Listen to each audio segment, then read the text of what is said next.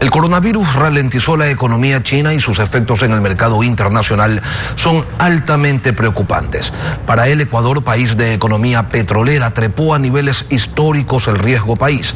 Cayeron las exportaciones no petroleras y el Fondo Monetario Internacional suspendió su desembolso previsto para marzo porque está comprometida la capacidad de pago y pendiente de cumplimiento. El proyecto de ley de urgencia económica que reformaba el Código Financiero, así como la reforma laboral, el incremento de las reservas internacionales y la focalización del subsidio a los combustibles suspendidos por la protesta social de octubre, hace 5 meses. La situación está, por demás decirlo, es crítica. Richard Martínez, ministro de Economía, buen día, bienvenido a Contacto Directo. Muy buenos días, Lenin, gracias por la invitación, un saludo a la audiencia. ¿Cuáles son las medidas económicas de ejecución inmediata que el gobierno anunció la noche de ayer? Gracias, Lenin. Efectivamente, lo primero que hay que hacer en una situación en la que se tiene una caída tan abrupta de una fuente de ingreso en el presupuesto es corregir el presupuesto, y esta corrección alcanza los 1.400 millones de dólares, de los cuales 800 millones aproximadamente son gasto corriente, enfocado en bienes y servicios, y como decía el presidente de la República, excluyendo el sector salud, y el otro monto restante de 600 millones de dólares está enfocado en gasto de capital. Eso es lo inmediato. Luego, ¿qué hay que hacer para lograr que adicionalmente podamos tener mayor flexibilidad en la caja fiscal y que esta situación no deteriore la capacidad de pagos también del Estado? Hay que acompañar esta decisión con otras medidas. Unas dependen de la Asamblea y otras son de aplicación administrativa. Por el lado de la Asamblea, se plantea un porcentaje de aporte, de contribución de aquellas personas que tienen vehículos cuyo avalúo es superior a los 20.000 dólares. Esto se enviará en una reforma a la Asamblea. Hoy día tenemos un diálogo con los jefes de bancada para tratar también el Código de Finanzas Públicas. Adicionalmente, tenemos una medida que es de orden administrativo, que mejora la capacidad de flujo hacia el Estado, que es el incremento de las retenciones en la fuente de impuesto a la renta para las empresas. Esto en esencia se concentra en grandes empresas y hemos hecho análisis de impacto. El impacto es mínimo porque la retención es muy baja, la retención es del 1% en las compras y esa retención pasaría al 1,75%. Pero hay que tener en cuenta que esta retención viene acompañada de 2 medidas positivas que ya se tomaron con la última reforma tributaria, que es la eliminación del anticipo de impuesto a la renta y también la eliminación de los agentes de retención. Entonces, hay que buscar un sano equilibrio para no romper esa voluntad del gobierno de avanzar en medidas estructurales para mejorar la competitividad. Por el otro lado, Lenin, el recorte más las acciones recaudatorias, ministro, ¿cuánto le dejan en la caja? 2.200 millones si uno analiza estas cifras, Lenin. Obviamente el recorte presupuestario es vigente al año 2020 y el resto estamos planteando en el aporte de los trabajadores, de los servidores públicos, un aporte de 1 año, y también en las retenciones un incremento durante 1 año.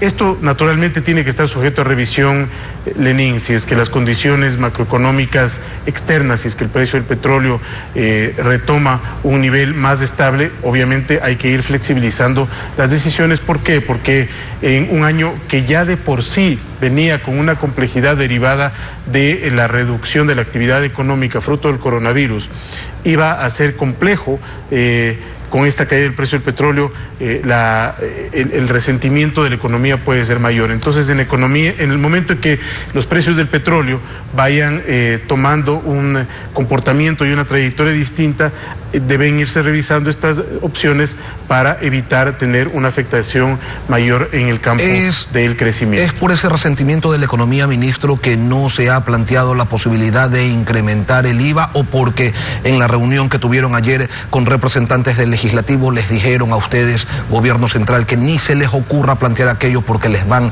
a decir que no? Bueno, ayer no hubo una reunión desde el Frente Económico. Como usted bien menciona, se reunieron con el Frente Político del del gobierno, y en esa reunión más bien yo creo que hubo un diálogo constructivo, mostrando las condiciones que pueden haber en la Asamblea para tramitar ciertas cosas. Lo positivo es que el COPLAFIP, el Código de Finanzas Públicas, se ha venido trabajando en estas semanas, incluso de vacancia, hemos estado trabajando con todos los bloques, y consideramos también que el aporte de los vehículos que tienen más de $20.000 de avalúo va a tener un buen trámite en la Asamblea. Este momento, un incremento impositivo de esa naturaleza podría generar un efecto procíclico, es decir, profundizar el ciclo económico que, insisto, está bastante deteriorada desde el punto de vista externo. Obviamente hay factores estructurales internos que limitan esa capacidad de crecimiento, pero también en estas circunstancias, Lenin, es momento de ver cuando las decisiones se toman a tiempo y de manera correcta y con el acompañamiento de todas las entidades del Estado.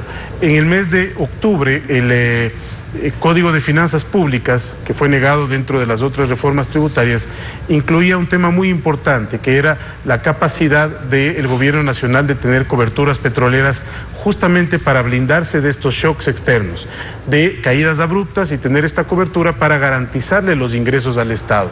Eso está incluido dentro del Código de Finanzas Públicas que vamos a presentar, además de mayor control presupuestario, techos presupuestarios, mayor capacidad de vigilancia presupuestaria. Lo que estamos viviendo hoy es fruto de una serie de reglas que son demasiado laxas en materia presupuestaria, que nos obligan a tener esta responsabilidad en este momento de trabajar en conjunto con la Asamblea y fijar unas buenas reglas que al futuro le quiten al país le quiten al país la imposibilidad de afrontar estos shocks externos con los debidos instrumentos y fundamentos macroeconómicos estables. Ministro, no es pero un hay shock medidas ajeno a países de la región. Siga. Pero hay medidas que no necesitan aprobación de la Asamblea. Por ejemplo, incrementar los aranceles, focalizar los subsidios a los combustibles o reperfilar las preventas petroleras para pagar la deuda bilateral que tenemos con China. ¿Cuál de esas medidas se tomará de inmediato?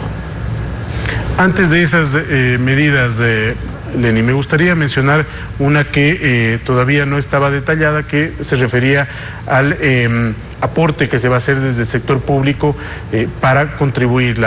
El país ha hecho un enorme esfuerzo durante el último año para reducir la masa salarial.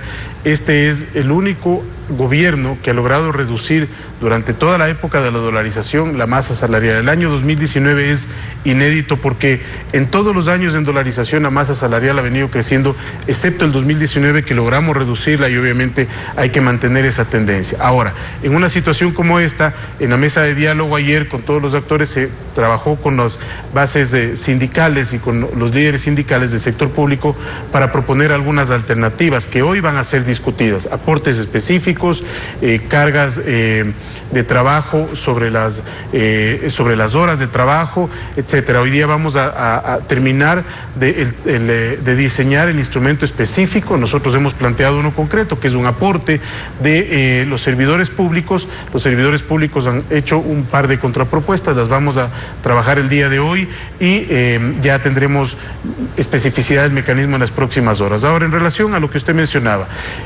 efectivamente hay temas de orden administrativo que el gobierno puede tomar, y hago referencia al caso de los subsidios.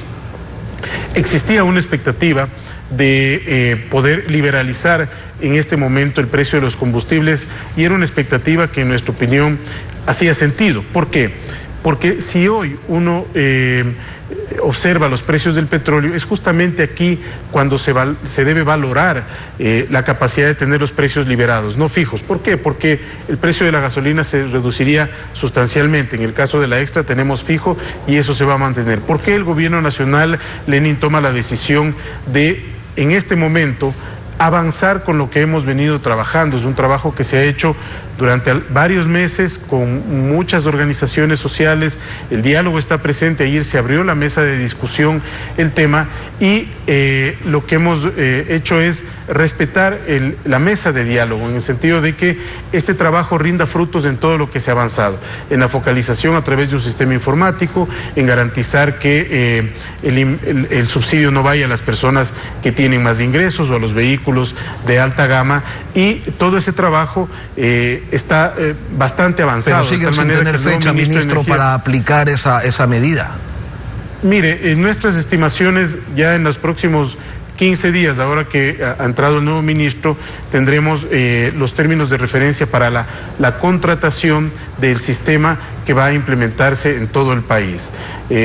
Fruto de esta expectativa que se ha generado, nosotros vamos a comunicar el avance concreto y específico respecto de cada uno de los temas, la base de datos, los sistemas informáticos, los plazos que hay que seguir, los cronogramas, los umbrales que hay que respetar. ¿Y estamos hablando únicamente de la gasolina extra o también del diésel?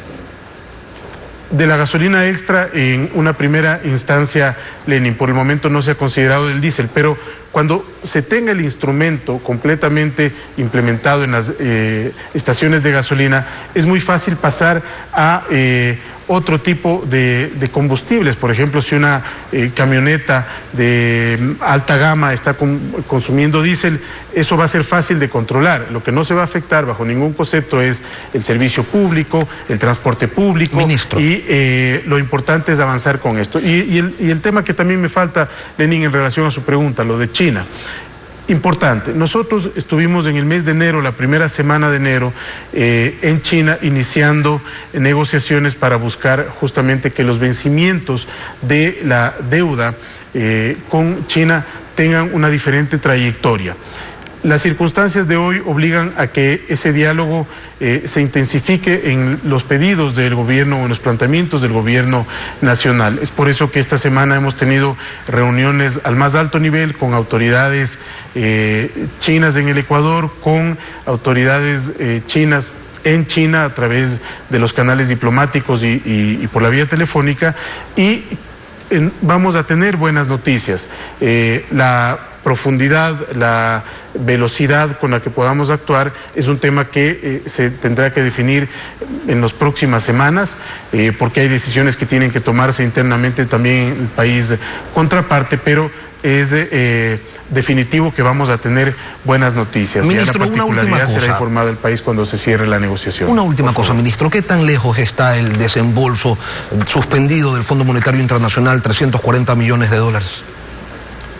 Mire, este momento estamos evaluando, Lenin, las posibilidades, porque en estas circunstancias, cuando existen este tipo de shocks externos para los países, no solamente caída de materias primas, pero también puede ser por desastres naturales, en este caso particular, caída de materias primas para el Ecuador, hay otros instrumentos que puede utilizar el Fondo Monetario y puede utilizar el país en este organismo internacional para solventar ese momento. ¿Se está cayendo el acuerdo, ministro, entonces? No, bajo ningún concepto, Lenin, pero esto es normal, digamos, uno se fija objetivos, hay objetivos que son fáciles de alcanzar, otros más complejos, y eso implica a revisar que el acuerdo tenga la suficiente contundencia para poder evitar que eso vuelva a suceder. Entonces, se están revisando cifras, se están revisando algunos compromisos, pero ayer hubo una conversación muy constructiva entre la directora del fondo y el presidente de la República. No se está cayendo el acuerdo, nosotros no prevemos que se vaya a caer, pero evidentemente hay que calibrar nuevamente algunos números, algunos objetivos, y particularmente lo que tienen expectativa a la ciudadanía, que es de expectativa de los desembolsos y el cronograma definido para el efecto. Richard Martínez, ministro, gracias por acompañarnos en Contacto Directo. Muchas gracias, Lenin.